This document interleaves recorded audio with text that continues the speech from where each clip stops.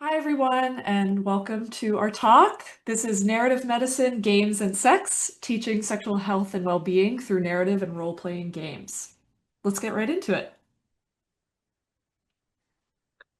Since we're talking about sex ed, a personal and story-filled topic for many people, I want to take a moment to invite you to share a brief tale from your sex education past. Something you learned at school, learned on the internet, or dare we say it from your own embodied experiences. So we'll give you about 30 seconds to put something in the chat, and future KB and John will be interacting with you in Discord.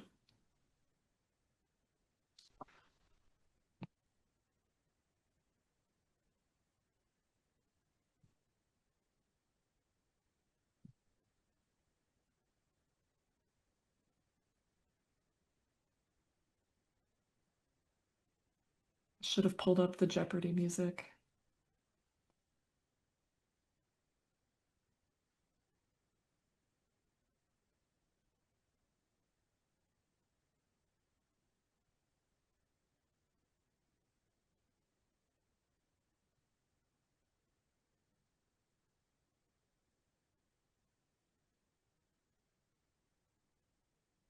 Okay, hopefully that was enough time. Thank you so much for sharing with us. Now we'd like to introduce ourselves. So I'm KB, my pronouns are she, her. I make games and I write, which are both influenced by the fact that I've been online since the 90s. And I'm a teacher. So I started as a high school English teacher, and then I got my MFA, and now I teach game design at colleges and universities in Los Angeles, California, where I'm based. I am a proud member of UVW CWA, the Direct Join Union for Video Game Workers in North America. And I also organize around patient advocacy, specifically involving OBGYN education. Basically, I made a video game about my vagina and about something called pelvic floor dysfunction. And now that's my whole thing. I make games about vulvas, vaginas, and sex ed more generally. I actually gave a talk here at NarraScope back in 2023 about Valiant, and we'll be talking about it more today. If I had to pick, I'd say my favorite game is probably What Remains of Edith Finch. And to nobody's surprise, I read a lot of fanfic. I actually credit the writers on AO3 with some of my own sex education because I didn't really get it in any formal learning environments. I will definitely go on record to say that AO3 writers are braver than the US government. Hey, I'm John Cole. I use he, him, his pronouns. I'm a professional sex educator for various nonprofits over many years, primarily working in cities and lots of different environments. I specialize in educational role play called Edu LARP, and I'm also an award-winning leisure LARP designer, live action role-playing game designer. I'm known for creating games that address sexual health topics. This is all to say that I'm only an occasional video gamer, so if I'm using wrong video game words, please understand and forgive, because I come from the world of leisure LARP, which is why I'm qualified to talk about role-playing games at all. KB, please show my best LARP photos now. Thank you. Incredible. All right, so let's talk learning objectives. Yes, you're going to learn today. So, what are you going to learn? You're going to learn some best practices used by real sex educators, such as our very own John Cole. We're going to talk about narrative medicine and how that applies to games, especially games for sex ed. We're also going to really get into the narrative elements that make games, both analog and digital, useful tools in the project of comprehensive sex ed. And then, of course, we're going to give you a list of games that you can play right now for sex ed. And we even have a surprise for you. There might be a way for you to create your own games for sex ed. I know there's a lot of writers here. This is NarraScope after all. We really need you to make games about sex ed. So please join us. So while we're talking about sex ed, I guess I want to talk to you about some of the best practices for sex ed. Sex ed should be comprehensive, meaning we cover all sexual health topics, including the controversial ones, in a medically accurate, age-appropriate, non-judgmental way. Let there be no taboo topics for discussion. even if there are non-consensual behaviors that we as a society and educators will rightfully stigmatize. Let's also proactively address relationships and culture. Sex ed is not simply bodies or simply the act of having sex.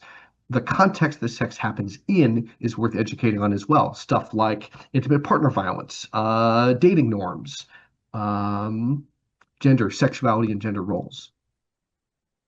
Um, Sex educators want to respect the learner's autonomy.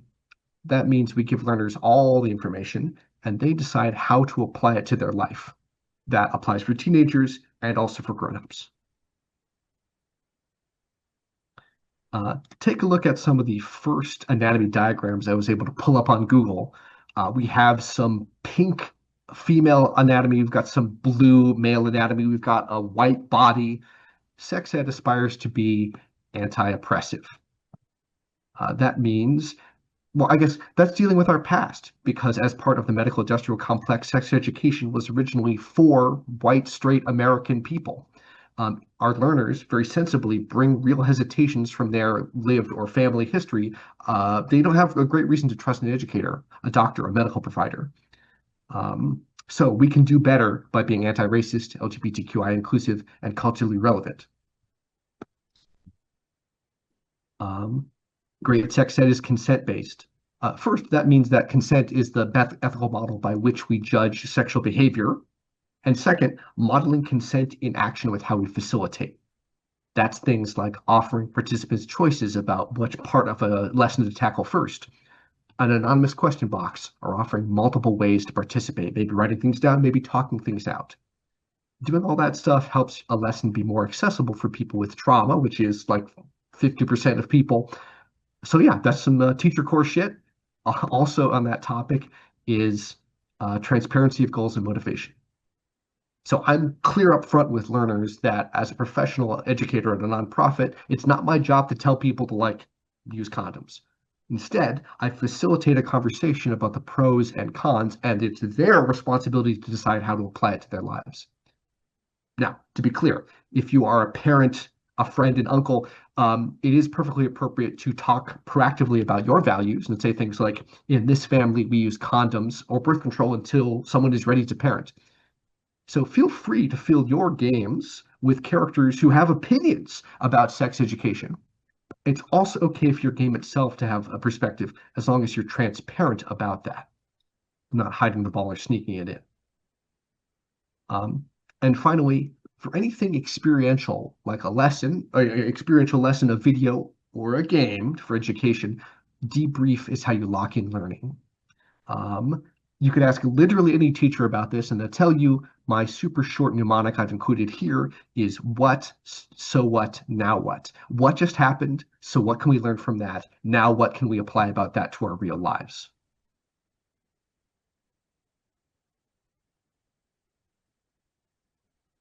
Some sex ed resources to tell you about. Um, These are all included in the notes. Don't feel like you have to take furious notes right now. Planned Parenthood is great for the basics. Amaze handles puberty and tweens. Advocates for Youth are focused on relationship education. The Guttmacher Institute is focused on political consequences and statistics. And Scarlettine is an in-depth, nerdy Q&A forum. And like John said, we are going to have a document at the end that you can access that has all of this stuff on it. So we'll give that to you at the end. So let's talk about games now. We're connecting games to sex ed. I don't think, I think you're all aware that the state of sex education in the United States is really, really abysmal. This graph shows only a few states in the country getting a grade of A or B from SIECUS, which is the leading advocacy and research org on comprehensive sex ed. Couple more highlights here. 16 states in the United States do not require any form of sex ed or HIV STI instruction. 39 states require schools to emphasize abstinence-only education. And only 23 states require instruction on condoms or contraception when sex ed is provided. Up until very recently, my state, Minnesota, required sex education, but not that it be medically accurate, which is just wild. Yeah. It's bad. I really I like this essay a lot, even for states that do require sex ed instruction in formal learning environments like a classroom at school. It usually doesn't go well. I'm sure many of you have stories of this, right? Many states require abstinence-only education. This essay by Lauren Bielstock, I love because it really is such a good analogy to how we teach sex ed. I'll just read this quote out. The way we teach sex is more akin to Spanish instruction that says some people speak Spanish, and one day you will, but right now, stay as far away as possible from all things Spanish. Great analogy for abstinence-only sex ed. Thankfully, though, of course, as human beings, we do a lot of learning outside of formal learning environments, like the classroom. This is a screenshot from a talk that I went to at Serious Play back in summer 2025 in Rochester. And I love it because it reminds me that we are learning all the time, and that includes when we're playing and having fun. Playing and having fun can teach us things too. Here is a fan of the Minnesota Lynx, my hometown's incredible basketball team. The pageantry and ceremony of sports allow this guy to tear off his clothes and scream that he loves this group of women in a way that is socially acceptable. He probably doesn't behave this way at church or the doctor's office or the grocery store, but here at the basketball game, his behavior is normal and encouraged. This illustrates a principle we call alibi. It's the idea that a participant experience can be designed in such a way that they can act or behave in ways they would not normally act. And if that's not game design, I don't know what is. Alibi already exists in sex education through things like the anonymous question box, an agreement that you can put in questions that are anonymized and then I'll answer them out loud for the class. That allows people to slip past taboo and ask things that they need. But alibi can be enhanced with games. I have this example where I was teaching a particularly shy group of like developmentally delayed high schoolers who, in a typical classroom period with me, would not say anything. Like one or two people would talk to this group of like 15. I was assigned to teach them about dating norms, what is and is not appropriate in dating for young people, a common lesson for developmentally delayed youth. So I took on the role of being a men in black here to talk to them on behalf of an alien who's a teenager who is going to study abroad on Earth. So in asking about Earth things, we eventually got around to asking about Earth dating. And in like 15 minutes, this extremely quiet group was talking animatedly about what Earth dating is like and what people are doing and what people are asking for without having to in any way own their own interest or relationship to dating as an individual. That's the power of alibi for what it can unlock for people. So that's Alibi is just one example of why we use games for sex ed, and we'll talk about a few more, and you'll see it hopefully in the examples that we bring up later. We all know this. Games are interactive experiences. They create players who are active participants in their own learning, right? Like when people have agency, there's an increased aptitude for learning. Um, and players make their own choices and they get feedback for those choices. You press a button, something happens, right? Um, that feedback is meaningful and helps teach us things, right? And we can go back and replay games as many times as we want to get different experiences. Oh, I want to try going down that route instead of this one. By trying out those experiences, that is a form of role playing where people can face the consequences, but with the remove of their character, simulate those feelings. And indeed, those feelings do matter. Feel free to throw in the chat the most recent pretend thing that made you cry, be it a game or a fan fiction on AO3. We know that from like from brain scans and whatnot that like when people are engaging with media, even if they know it's pretend in their prefrontal cortex, physiologically the dumbest and emotional part of their brain feel it's real, it's physiologically real, those emotions. um, so with a simple handheld game you can simulate something like a VR high pressure medical surgery simulator for like aspiring medical students. You can give people that amazing training with something as simple as an engaging piece of narrative. Oh, I already talked about alibi, but it's games are one another form of permission to talk or engage with a taboo topic, which is perennially relevant when talking about sex and sexuality. Games are fun and engaging. It's easier to learn when you're in a low-stakes, silly environment. We love play and we love games. Um, but there's more to this, right? We're going to talk about narrative medicine in this talk. And if you've heard of this concept, if you have any familiarity with the healthcare system or medical school or anything like that, please let us know in the chat. For those of you for whom this term is completely unfamiliar, I want to get into why narrative medicine can be really useful in games and in games for sex education. So what is narrative medicine? It's a methodology coined by Rita Karen, who argued in favor of humanities in health education. So traditionally, physicians are trained to look at specific symptoms. I come to the doctor with muscle strain or a fever or a stomach ache, and the doctor makes a diagnosis for me based on those individual symptoms. But Karen believed in a more holistic view of the patient. She argued that the stories of patients matter. The patient themselves can put together all those individual puzzle pieces better than any physician can. After all, your doctor only sees you for 15 minutes, but you've been living with your patients for hours. Sorry, you've been living with your symptoms for hours or days, or in the case of chronic pain, even years. So, Wikipedia, my beloved, what is this narrative medicine methodology? What do these doctors or physicians do? Well, for my English majors out there, it's basically a lit seminar. They do close readings of texts. They write personal reflections on those texts. They discuss the text with their peers in med school, and they even do creative writing assignments. What are the texts? They are patient narratives, patient stories of their pain and what's going on with them. So again, this is like a lit seminar, but for doctors. The goal is for these physicians to develop empathy skills and build the relationship between patient and clinician. So here's an example of patient testimony or a text that these doctors might pore over. This is something I have explicitly told a number of doctors, actually, almost word for word. If you're, in the traditional sense, doctors kind of scan through this to find the symptom, the individual symptom. What is the problem here? But more broadly, there's a story here. We all have stories about our bodies, and we all have stories about sex, as you all explained. You shared with us at the beginning of this talk. And that's a very powerful thing.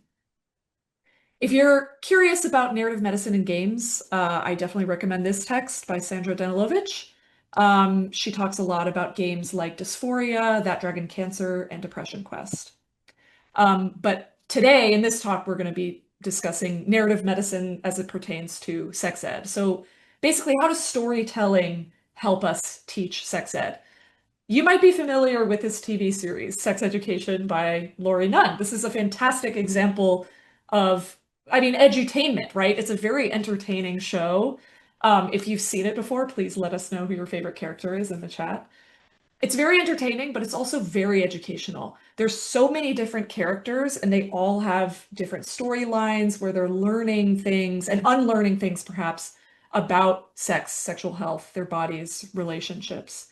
I wanted to bring this show up as an example of storytelling in media, but of course, this talk is about games. So let's talk about specific games, both analog and digital, that use stories and narrative elements to teach sex ed topics. So also, I want everyone to think about how the narrative elements do or do not support the goal of teaching sex ed. So, of course, to start it off, we have to do an obligatory shout out to the Honey and Hot Wax anthology. Sharang is giving the keynote speech tomorrow, I think. And you should all go to it, and you should all get this book. It's fantastic. This is a list of, or a collection of TTRPGs and other games about sex. From games that merely talk about sex to LARPs that feature sex acts, these games will challenge how you think about role-playing, sexuality, and human relationships. That comes directly from the published book description. We will send a link for how to get this book. I've personally played The Sleepover and Pass the Sugar Please. They've been very influential to me as a game designer. Definitely recommend this book. You've got to get it.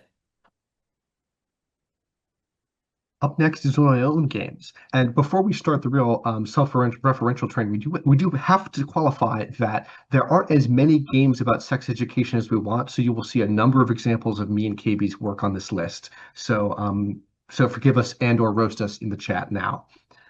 All Options is a leisure game by myself and Kelly Vanda. It is a live-action role-playing game where you play 1990s abortion counselors and doulas with a little personal plot related to their sex lives, living in a small Midwestern city.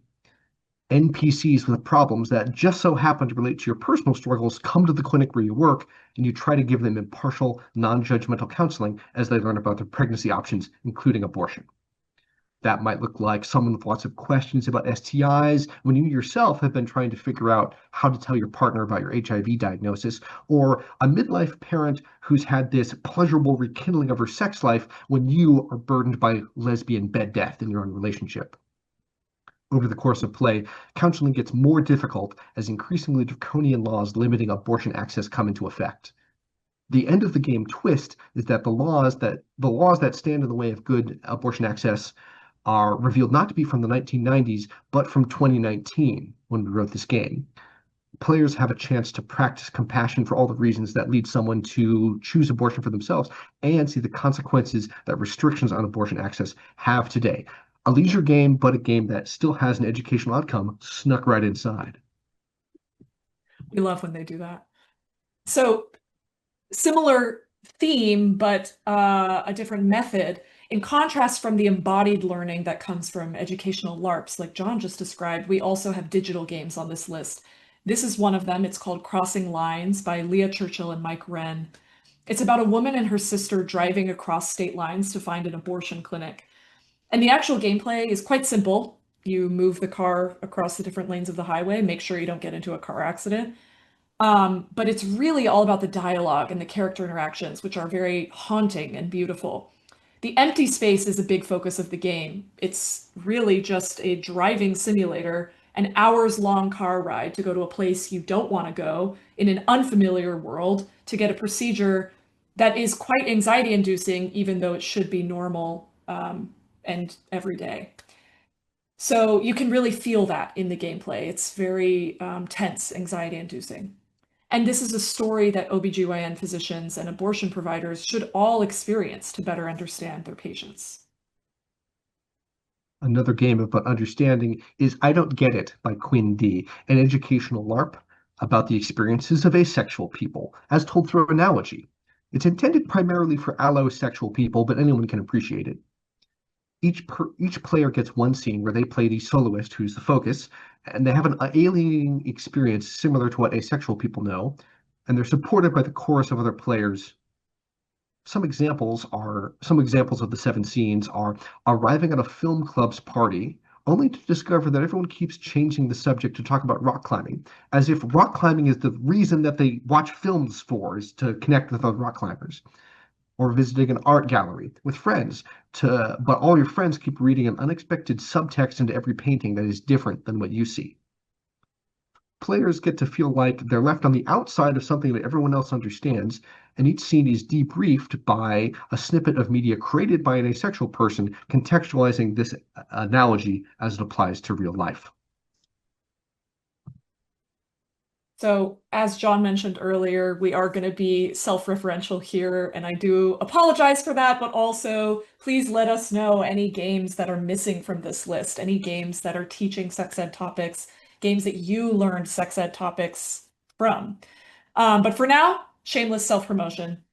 When I got my MFA from USC, I was lucky enough to work with an incredible team of people to make this game as my thesis. It's called Valiant, or Val's Guide to Having a Broken Vag, and it's a loosely autobiographical narrative game about my experiences with pelvic floor dysfunction. Chronic pelvic pain affects conservatively 1 in 4 people with vaginas, so that's millions and millions of people. But of course, no one talks about it because there's so much shame and stigma around sex and genitals. I wanted this project to start that conversation in the world of video games. People are now starting to talk about pelvic floor dysfunction in mainstream media, which is exciting. But in this game, it consists of a lot of mini games that are intentionally designed to be impossible, to create feelings of frustration, like you can't do what you want to do. For example, this screenshot comes right before like a click and drag moment where you're meant to put a tampon in and you cannot succeed. The point is that we're trying to tell a story through the mechanics of this game. Back to the world of analog, doing it for science. Humans have signed up to allow alien researchers from the University of Uranus to temporarily inhabit their bodies. The alien researchers will study the subjective experiences of the body to different stimuli, including touch. You'll play an alien who temporarily possesses this human body and is about to conduct their research experiment with the help of other alien researchers in the project. Players take turns offering and receiving consenting physical touch, observing and experimenting with their own body as this alien might. You'll basically do Betty Martin's 3-minute game and the Wheel of Consent, if that rings any bells, and try out these tools cataloging your own responses. In a typical Wheel of Consent lesson, it is painfully sincere and a bit woo-woo. This is super light and goofy and allows people to step into that in a different way. We love EduLARPs.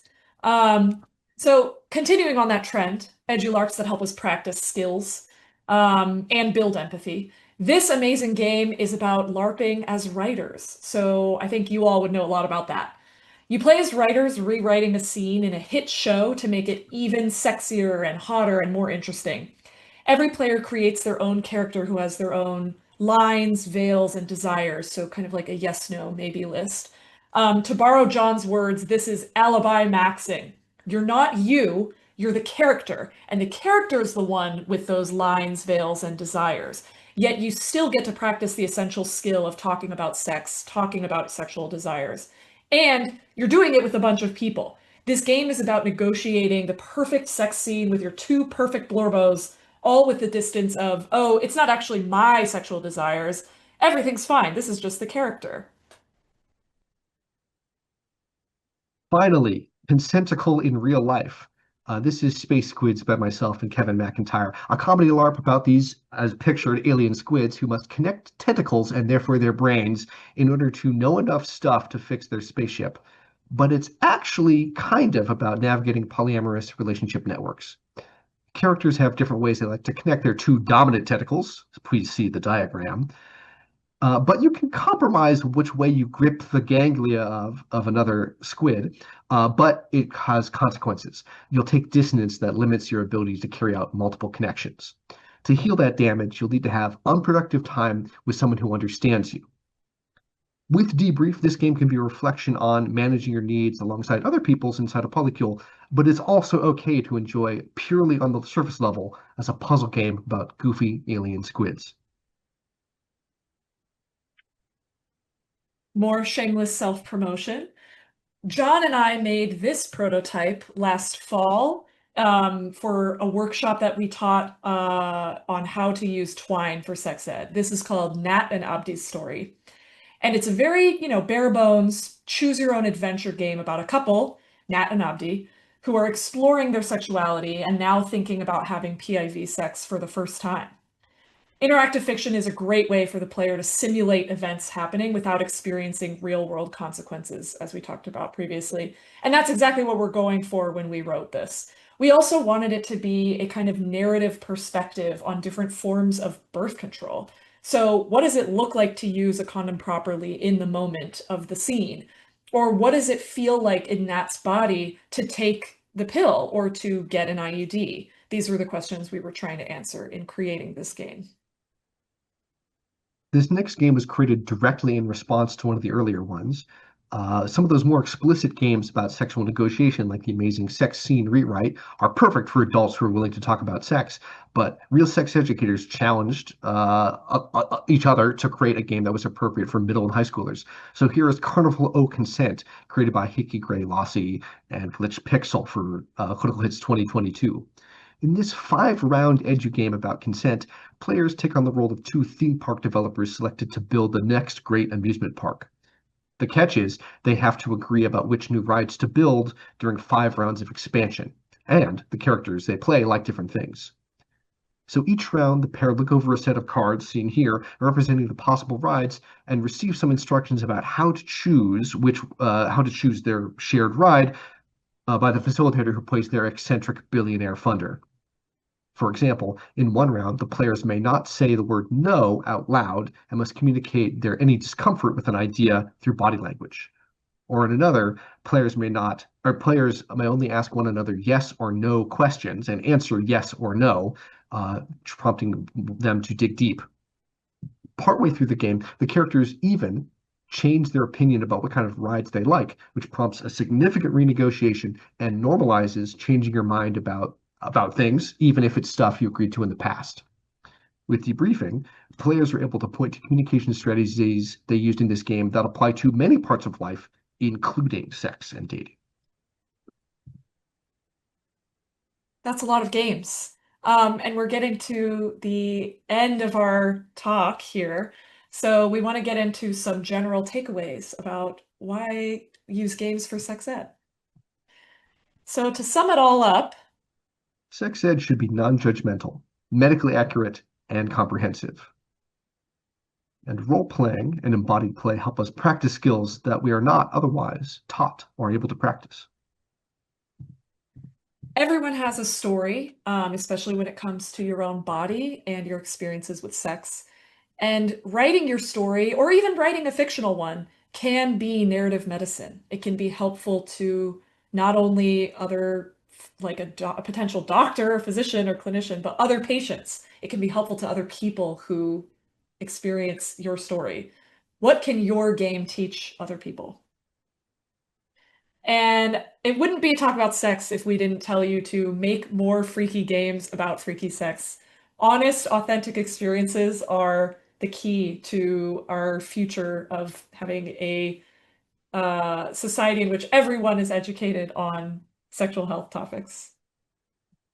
And one tiny way that we approach that is through Critical Hits, which is a sex education edugames course where me and Hazel Dixon bring together analog game designers and sex educators to make new analog games for sex ed. About half of the games mentioned in our showcase came directly from Critical Hits, and all of the Critical Hits games are available Creative Commons for free online forever. As part of the Critical Hits cinematic universe, John and I run an online workshop called Anyone Can Make Digital Games for Sex Ed, which is where we teach people how to use Twine and interactive fiction to make games for sex ed. Nat and Abdi's story from earlier was one of those games. And you all, as writers and narrative designers, we'd love for you to join us the next time we do this workshop. So please let me know in the chat or elsewhere if you're interested in this, and we will be in touch. So where does that leave us today, looking at this map again? Well, I do have some reason for hope. I live in Minnesota, and one of the most important things in Minnesota is its humongous state fair. And a couple of years ago, the University of Minnesota ran a study at the state fair, proving conclusively that there is no rural or urban divide on parents' strong support for sex education across political divides, across urban and rural divides. And so there's a real need and people want it. So that's where regular people like us can come in. Since there are not enough paid professionals to go around, we all have a role to play in addressing sex ed stuff with the art that we make. Many great stories touch on sex, gender, relationships, and you can lean into that. Weave the sexy and healthy world you want to see into the narratives you were already going to create anyway. Join us, become sex educators. Oh, and so by so doing, you'll become a sex positive beacon across this benighted land. I love how it slowly went up like that. Incredible. Thank you so much for coming to this talk. Hopefully we have time for Q&A, and here are QR codes to our stuff. Thank you again. Thank you.